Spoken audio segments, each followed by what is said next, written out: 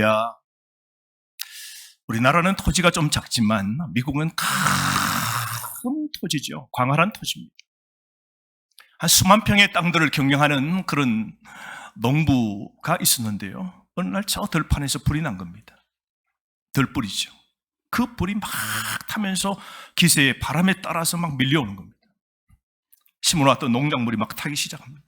밀이 타고 옥수수가 타고 막 타기 시작합니다. 불을 걷잡을 수가 없어요.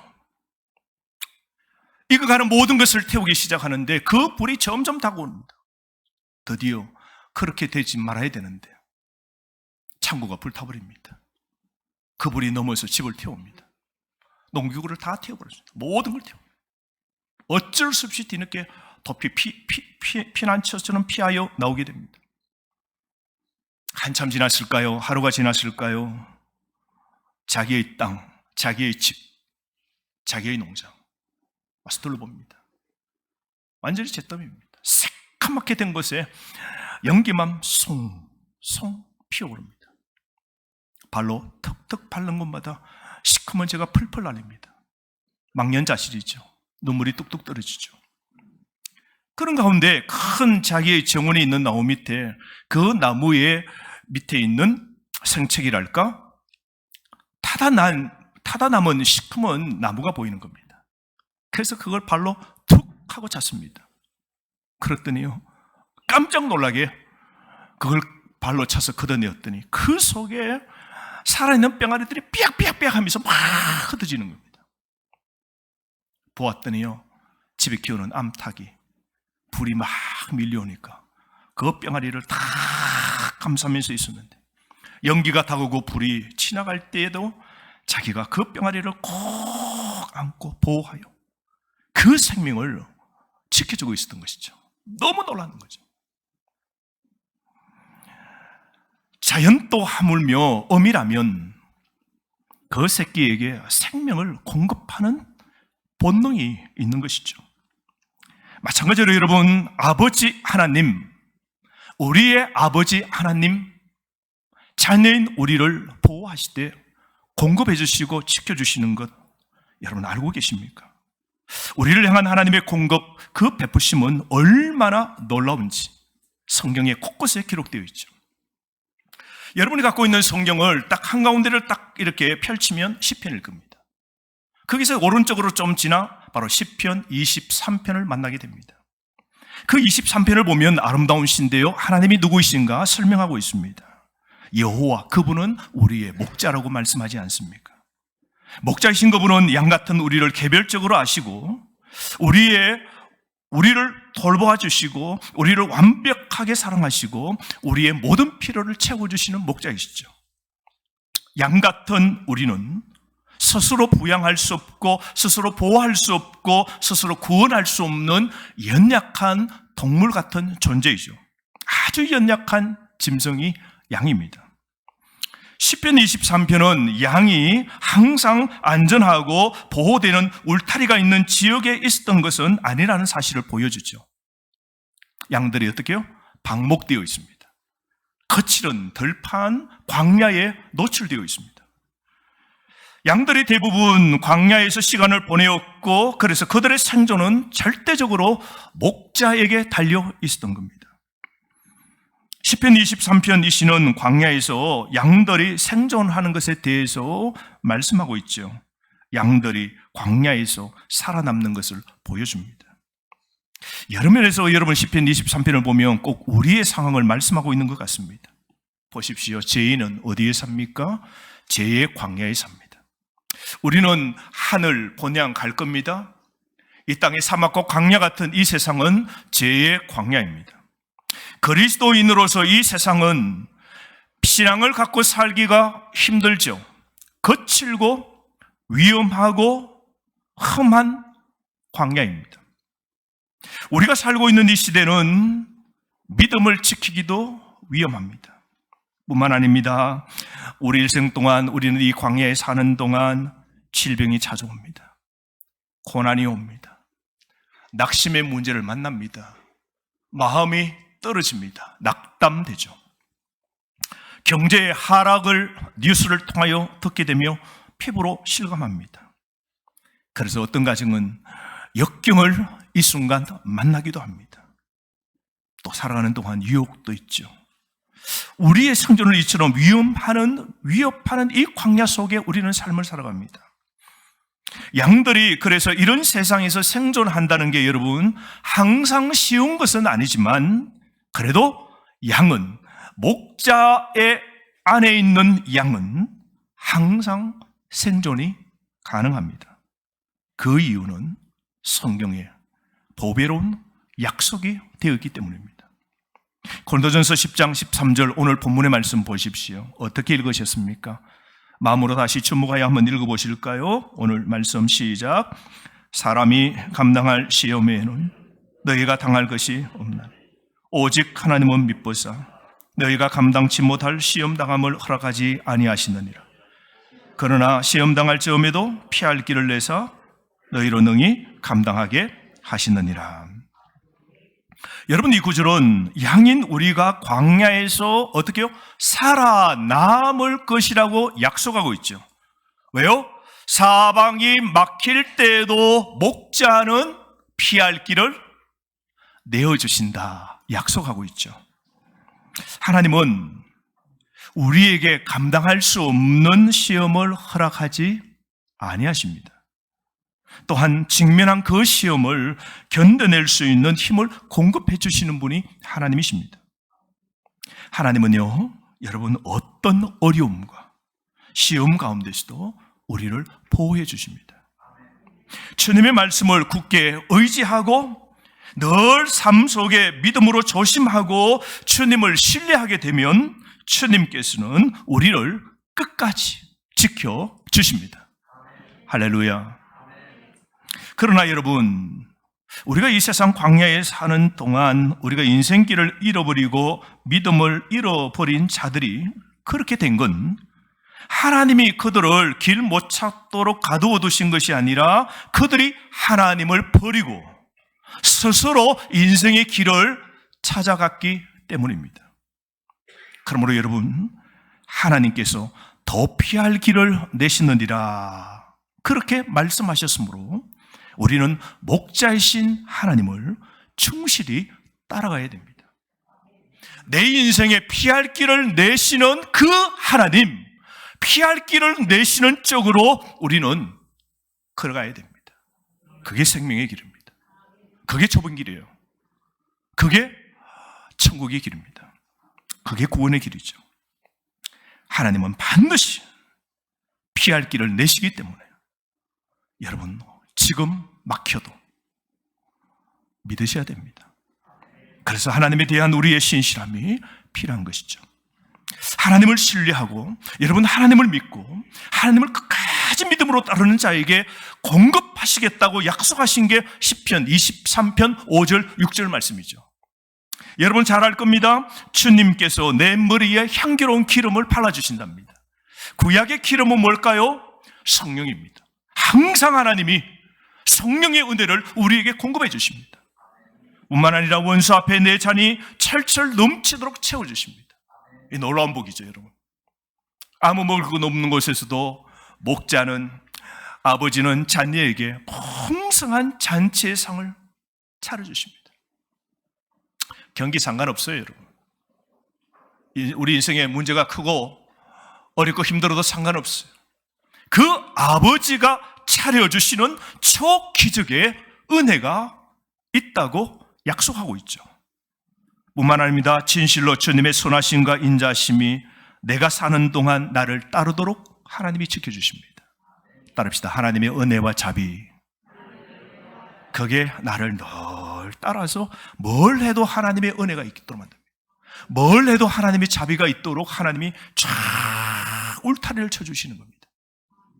여러분 하나님을 믿고 하나님 신뢰하고 말씀대로 살면요, 인생은요, 나머지의 계산을 한번 쫙 해보면 하나님의 공급과 믿음으로 사는 자에게 하나님은 선하심과 인자하심을 하나님이 늘 따르도록 채워주시는 겁니다.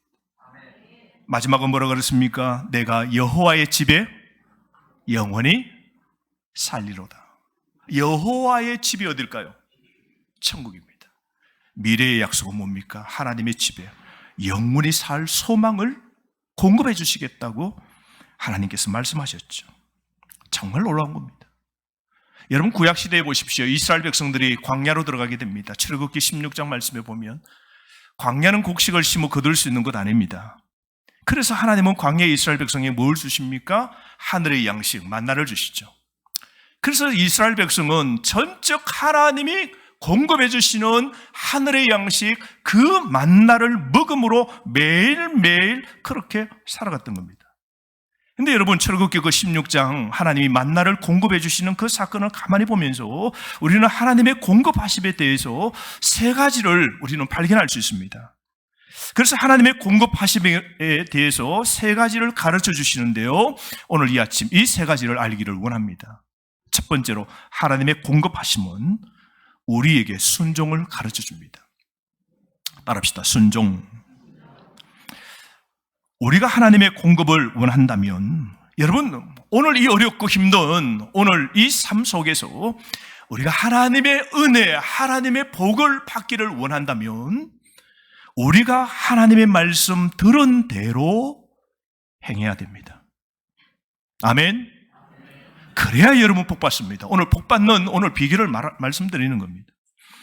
오늘 복이 없으면 우리 못 삽니다. 그렇지 않습니까?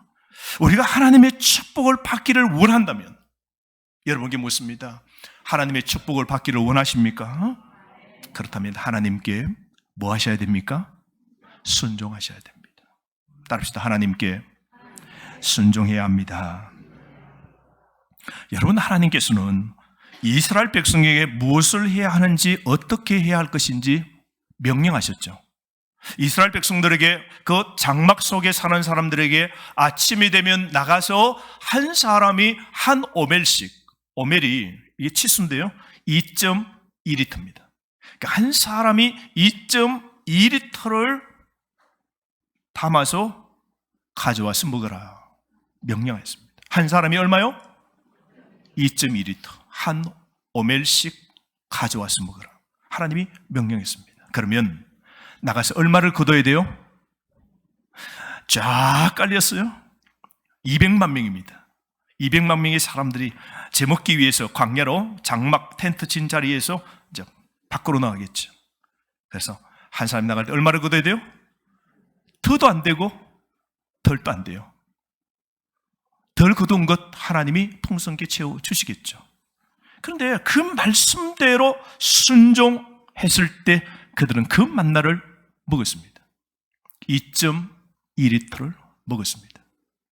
그래서 이사야 1장 19절 말씀에 보면 너희가 절거히 순종하면 땅의 아름다운 소산을 먹을 것이요 말씀하셨습니다. 너희가 절겨 순종하면, 따릅시다. 너희가 절겨 순종하면 땅의 아름다운 소산을 먹을 것이요. 여러분, 절겨 하나님께 순종하십시오. 기쁨으로 말씀 순종하여 사십시오. 이사야는 선을 행하고 하나님의 말씀에 순종하면 원하는 모든 행복과 위안과 넘치는 복을 얻을 것이라고 약속하셨죠. 하나님께 순종하는 모든 사람에게 하나님은 이 축복을 주신다고 약속하신 겁니다. 그래서 마태복음 7장 24절에 예수님은 뭐라고 그랬습니까? 누구든지 나의 이 말을 듣고 행하는 자는 그 집을 반석 위에 지은 지혜로운 사람이 된다 그랬습니다. 말씀을 듣고 끝나면 안 돼요. 오늘 설교를 들은 대로 끝나는 게 아니에요. 들은 대로 삶을 살아가야 됩니다. 들은 대로 여러분 이 험악한 힘든 세상에 말씀대로 순종하여 살아가십시오. 그러면 여러분 홍수가 몰아치고 비가 오고 태풍이 와도 내 인생의 집은, 내 가정은, 우리 교회는 무너지지 않습니다. 그게 하나님 말씀을 행하는 자가 누리는 약속의 복입니다.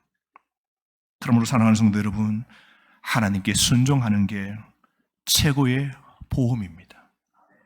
하나님께 순종하는 게 내 인생의 최고의 보험입니다. 두 번째로, 하나님의 공급에서 우리가 배울 수 있는 또 한 가지는, 하나님의 공급은 우리에게 충분함을 가르쳐 줍니다. 하나님의 공급은요, 여러분, 충분하도록 하나님 만들어 주십니다. 어떤 사람은 나가서 많이 거두었습니다. 명령에 불순종해서 어떻게 해요? 그러다가 내일 만나가 안 되려면 어떻게 하나 싶어서 어떻게 해요? 욕심을 냅니다. 더 많이 거둔 사람도 있습니다. 나갔는데 이 사람 저 사람이 밀려서 적게 거뒀어요. 2.2리터를 못 거뒀어요. 그런데 놀라운 것은 집에 와서 먹는데 적게 겨우 거둔 사람, 늦게 간 사람, 늦게 거두었는데도 하나님 뭐예요? 모자람이 없도록 적은 건 먹었는데도 배가 부르도록 만들어주셨고, 많이 거둔 사람 2.2리터를 넘어 내일은 하나님이 안 주실 거야 라고 불순종으로 많이 거둔 것은 하나님이 어떻게 하셨어요? 다음날 아침에 봤더니 항아리를 열어보았더니 썩어 악취가 나요. 그 안에 구더기가 왔어. 버글버글 차서 그 저장한 게 다 썩어져 버린 겁니다. 그러니까 많이 거둔 사람이 더 먹는 것도 아니고 적게 거두었다 해서 배 고프지 않도록 하나님은 평균케 하는, 모두가 배부르도록 충분한 공급을 하나님이 하셨죠. 사도 바울은 이 원리를 알았습니다. 그래서 빌립보서 4장 12절, 나는 비천에 처할 줄도 알고 풍부에 처할 줄도 알아. 모든 일 곧 배부름과 배고픔과 풍부와 궁핍에도 처할 줄 아는 일체의 비결을 배웠다라고 그랬습니다. 여러분, 바울은 파산한 것이 어떤 것인지, 부자가 되는 것이 어떤 것인지, 배고픈 것과 배부른 것이 어떤 것인지를 잘 알고 있는 사람이에요. 바울은 부유한 사람이었습니다. 집안이 부유한 사람이에요. 학식이 있는 사람이었어요. 그러나 바울은 주의 복음 때문에 헐벗고 굶주리고 가난에 처했습니다. 그런데도 바울은 뭐라 그래요? 내가 일체의 비결, 없어도 기뻐하고 있어도 그만하지 않고 늘 평균의 은혜, 일체의 주님으로 인한 공급의 충분함을 누리며 삶을 살았다는 거죠. 바울은 때로 풍족했지만 대부분은 거의 가지지 않는 힘든 삶을 살았습니다. 그런데 바울은 자신이 존재의 비결을 배웠다고 오늘 고백하는 거 보십시오. 바울은 세상에 살 때 하나님께서 자녀들을 자신을 결코 하나님은 내버려 두시지 않는다는 것을 바울은 확실하게 믿었던 겁니다. 그래서 바울은 이 고백하죠. 이 고백 다음에 내게 능력 주시는 자 안에서 나는 모든 걸 할 수 있다. 그게 뭐예요? 능력 주시는 주님 안에 있으면 내가 가난하고 궁핍하고 메맞고 고통스럽고 힘들고 어려워도 일체에 뛰어넘는 하나님의 평안으로 자족으로 삶을 살아갈 수 있다라고 바울은 고백한 거죠. 바울은 괴롭힘 당하고 구타당하고 투옥당하고 사람들에게 돌맞아 죽은 채로 버려지기도 했습니다. 그런데 바울은요, 이 모든 일 가운데서 만족의 비결을 찾았다고 고백합니다. 오늘 우리 말씀 전하게 성도 여러분, 여러분은 그리스도 안에서 이 만족의 비결을 체험하는 성도들 되시기를 바랍니다. 하나님은 여러분을 공급하시는데요, 만족하게 공급하실 겁니다. 물질이 없어도, 지금 병원에 있어도, 지금 질병의 고통이 와도, 어렵고 삶이 여전히 힘들어도, 아무런 먹구름이 우리 인생의 미래에 쫙 있을지라도 주님 한 분만으로 내 심령에 채워지는 행복, 그 만족, 그 기쁨, 여러분 이걸 하셔야 돼요. 그래서 예수 믿는 사람은 어렵고 힘들어도 불평하지 않습니다. 주님 아시지요? 주님이 다 채워주실 겁니다. 믿는 것이죠. 그래서 성도는요, 믿음의 성도는 절대로 환경에 얽매이지 않습니다. 모든 환경을 극복합니다. 가난에 처해도 살아갑니다. 부해도 교만하지 않습니다. 그래서 이 일체 비결을 우리가 갖고 사는 게 그리스도인입니다. 오래전에 1800년대 중국에 복음화를 위하여 내지로 들어간 선교사 허더슨 테일러가 있습니다. 미국에서 이제 선교비가 들어와야죠. 근데 어느 날 통장에 보니까 재정에 돈이 몇 센트, 우리말로 몇백 원밖에 안 남았어요. 이걸 어떻게 해요? 걱정이 됐죠. 사무실에 앉아서 성경을 펴고 하나님의 말씀을 읽고 채워주시고 공급해 주시는 만나를 내려주신 그 하나님을 붙잡고 하나님 채워주세요. 제가 지금 중국에 있고 나를 후원하는 미국에서는 지금 후원금이 안 오는데 지금 이러면 못 삽니다. 힘듭니다. 말씀 읽고 기도하고 그리고 답답해서 또 밖에 나가고 그리고 또 돌아서 또 말씀 보고 기도하고 또 밖에 나오고 그래서 사무실 왔다 갔다 하는 이 모습을 보고 아내가 보더니 여보 이제 어떻게 해요? 뭘 해야 돼요? 라고 그 아내에게 물었습니다. 그랬더니요 허드슨 테일러가 마지막에 밖으로 나갔다 돌아오는데 그 얼굴이 환해져 있는 거예요. 뭔가 말씀과 기도하는 가운데 은혜를 받았던 것이죠. 돌았더니 그 아내가 여보 이제 어떻게 해요? 이제 뭘 해요? 이제 몇백 원 가지고 이 통장에 몇백 원 남았는데 이 몇백 원 가지고 뭘 해요? 라고 물었습니다. 그때 허드슨 테일러가 여보 우리 통장에 겨우 한 500원가 그러나 이 500원과 하나님의 약속이 있잖아요. 공급해 주시는 하나님이 계시는데 뭘 걱정해요? 여보 걱정하지 맙시다. 하나님이 공급해 주실 겁니다. 여러분 성도는 지금 재정의 통장이 끝이 아닙니다. 여러분 여러분의 그 부족한 재정에 주님의 약속이 더해져 있습니다. 믿으시는 아멘. 부족이 끝이 아니에요. 계산의 지금의 끝이 아니에요. 공급해 주시는 하나님이 플러스로 추가되어 있습니다. 그러므로 우리가 재정이 어렵고 힘들다고 내 인생이 끝이라고 계산하지 마십시오. 지금의 상황이 어떠할지라도 모든 환경 극복하게 하시는 하나님 안에서 자족하시기를 바랍니다. 이런 말이 있지요. 자족하면 가난한 사람도 부자가 되지만 불평, 불만 있으면 부자는 가난하게 된다. 어떻습니까, 여러분? 자족하면요. 가난해도 마음이 행복합니다. 아무리 많은 걸 가져도 불평, 불만하면 그 심령, 삶은 가난해지는 겁니다. 사랑하는 성도 여러분, 바울처럼 모든 환경 속에서 지금 여러분의 환경이 어떻습니까? 어떤 문제가 있어요? 무엇이 오늘 부족입니까? 그런 환경 속에서도 오늘 이 순간 이제 하나님의 은혜가 항상 충분함을 믿으시기를 바랍니다. 따라하세요. 하나님이 주시는 것은 충분합니다. 충분합니다. 공급하시는 하나님이 여러분과 함께 하시기 때문입니다. 세 번째, 하나님의 공급은 우리에게 의존성을 가르쳐 줍니다. 의존성. 광야 이스라엘 백성들 보십시오. 여러분 이런 생각 들지 않습니까? 하나님이 더 먹을 거 없다고 하나님이 하늘에서 만나를 내려주셨어요. 나갔더니 아주 그 눈처럼 하얀 것들이 소복하게 그 바위나 자갈 머리 위에 깔려 있습니다. 그걸 싹 걷어서 2.2리터씩 들고 와요. 그런데 어떤 사람은 이런 생각 드는 거죠. 내일 만나게 하나님이 안 내려주시면 어떡해요? 그럼 우리 굶어 죽는데, 우리 자식들 못 먹는데, 끝인데 내일이 불안합니다. 자, 이런 사람들이 있을 수 있죠. 그런데 믿음의 사람은 장막에서 오늘 아침에 거둔 걸 점심, 저녁 다 해먹고 잠자리 듭니다. 근데 평안히 잠을 들어요. 왜요?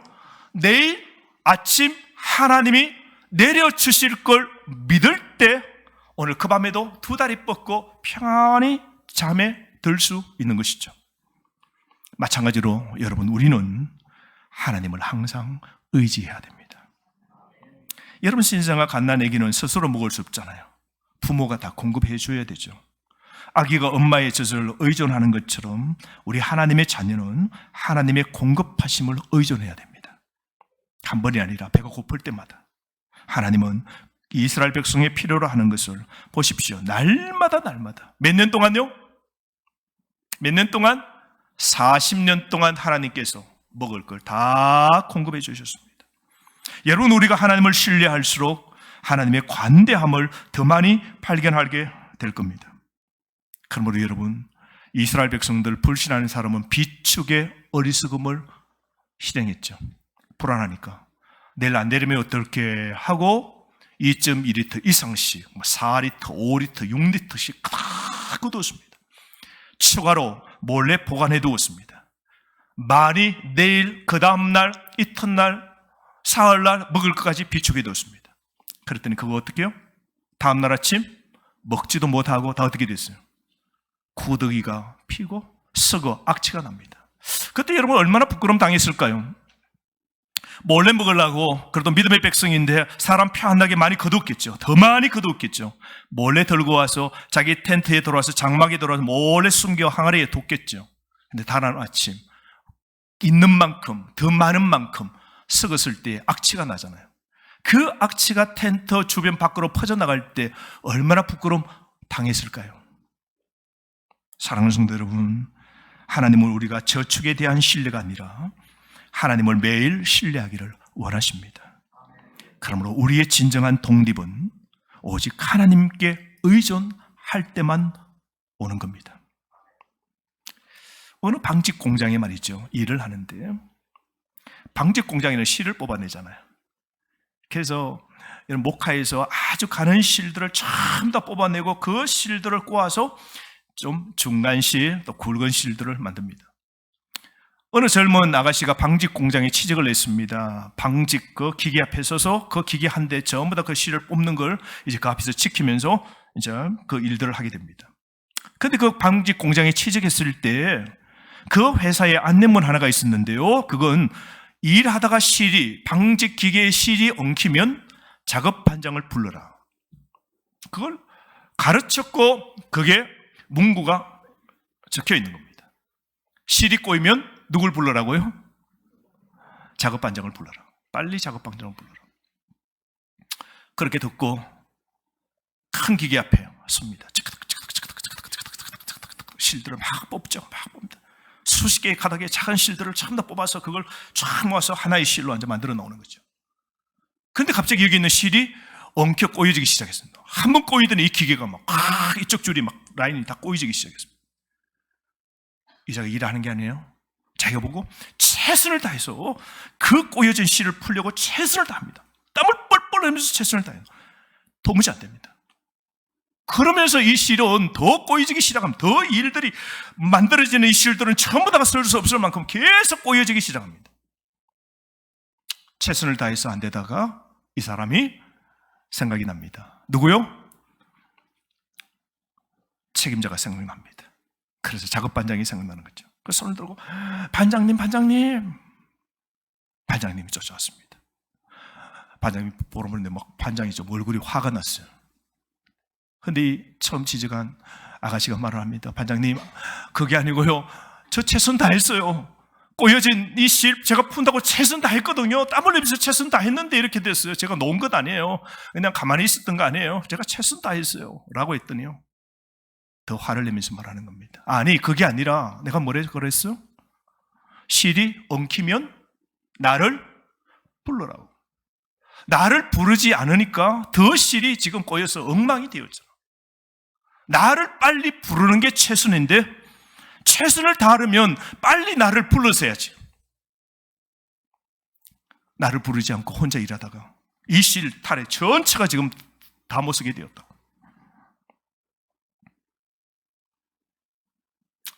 이 말씀을 들으면서 이런 생각이 듭니다.